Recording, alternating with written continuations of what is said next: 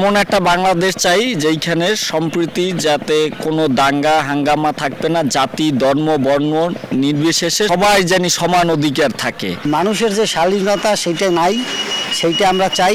একটি বৈষম্যহীন রাষ্ট্র চাই। এমনই একটা বাংলাদেশ চাই, মানে জনগণ আমরা যেন দুগ্গ ডাইল ভাত খাইয়া সবাই শান্তিতে থাকতে পারে, এই বাংলাদেশ আমরা মানে আগামীতে চাই।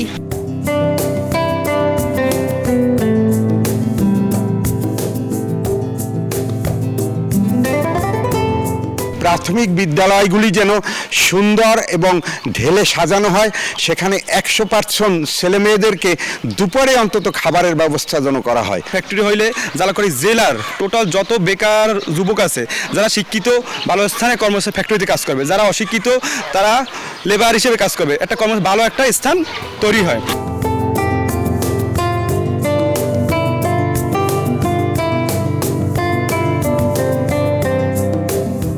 এখন বর্তমান যে সরকার আসবে তাদের কাছে আমাদের একটা দাবি যে এখন বর্তমানে এই যে দুর্নীতি চাঁদাবাজি এগুলো না থাকে, টেন্ডারবাজি না থাকে, আমাদের নিরাপত্তা অন্তত দেন, আমরা যেন সুস্থভাবে এই বাংলাদেশটাকে সুন্দরভাবে গড়ে উঠতে পারি।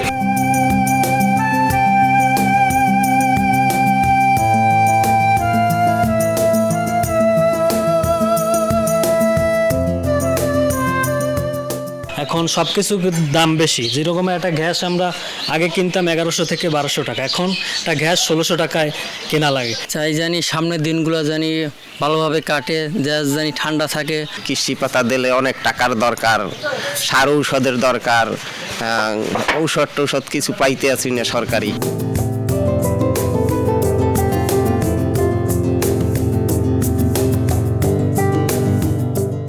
বিভিন্ন প্রতিষ্ঠান রাস্তাঘাট ধরে কোনো উন্নয়নে ঝালকাঠিতে ইতিপূর্বে হয়নি, যা হয়েছে তা লুটপাটের মধ্যে ধ্বংস হয়ে গেছে। এই দেশে যাতে মাদক মুক্ত হয় সেটা সরকারের ব্যবস্থা নেওয়া হোক। সামনের যারা নতুন সরকার আসবে তারা যেন এটা গুরুত্বভাবে দেখে।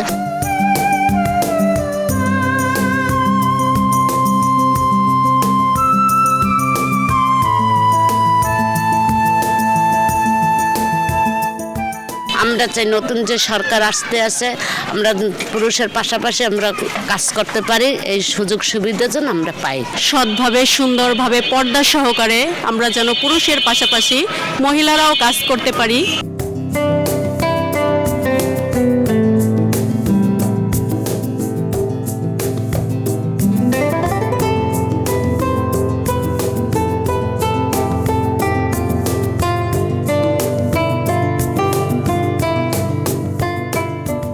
সুখে শান্তিতে বসবাস করতে চাই এবং কারোর সাথে কোনো দ্বিধাদ্বন্দ্ব, ব্যবসা বাণিজ্য, মারামারি কাটাকাটি, কোনো গ্যাঞ্জাম না থাকে। দুর্নীতিমুক্ত বাংলাদেশ চাই, কথা বলার স্বাধীনতা চাই, সন্ত্রাসমুক্ত দেশ চাই, উন্নয়ন চাই এবং আমাদের মধ্যে কোনো বৈষম্য থাকতে পারবে না। দুর্নীতিমুক্ত বাংলাদেশ চাই আর বাক স্বাধীনতা। আমাদের তো আশা আমরা একটা সুন্দর একটা দেশ দেখব, কিন্তু আমাদের ভাগ্যে কি আছে সেটা উপরওয়ালাই ভালো জানেন।